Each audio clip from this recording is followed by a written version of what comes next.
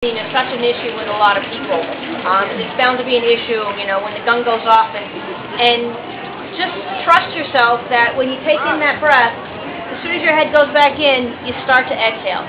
You don't want to hold that breath in, because that's what makes you really tense. That kind of makes you a little bit more nervous, and it helps to keep you more relaxed. You just, you know, you got to breathe. As soon as that head goes in, you're already starting to exhale.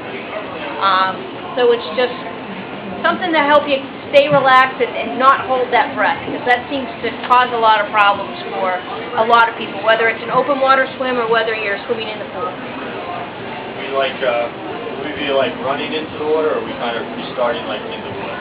I think it's kind of an in the water start, because it's pretty, you know, there's not a lot of room there, and for me, I'm probably going to start with my legs back, because the water is probably going to be about waist to chest deep, which won't give me enough. Yeah. For someone who's taller and the water might be lower, it would be easier just to push off. Yeah, it's wave start, so one wave will go off, and then you kind of creep up a little bit to the starting line. The next wave goes off, and the next group kind of picks up a little bit. So the first wave will go off, and people will still be standing on the shore, and then everybody kind of marches in with their wave. You know, I would suggest, for some of you guys, watch how we go off. See, you know, where we're positioning ourselves. You know, watch the first couple of waves and just see how everything unfolds, and it will just give you an idea of what to do as well. And a lot of times you don't need to go as fast, you don't need to go as hard as you think you need to go in the start, especially if you're not the first person in kind of in the group, because there's a wave that follows the leaders, and so everybody in that first couple hundred yards is drafting.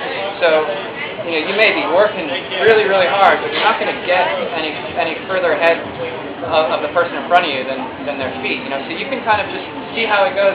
I've been surprised at how easy you can go the first couple hundred yards and not lose any time, because everybody's kind of drafting. You're in that big mass start. So until everybody spreads out, the people in the middle don't have to work as hard as you think you might have to go. I mean, you're going to be going faster than you normally do, but it's because you're in a group. It's just like riding a bike. And then after a little bit it spreads out, and you can start to pick up the pace. But I was amazed at how relaxed you can be the first couple hundred yards and not lose any time on the person in front of you. You know, they're doing all the work for you.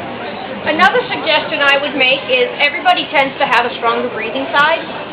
Make sure there are people to that strong breathing side.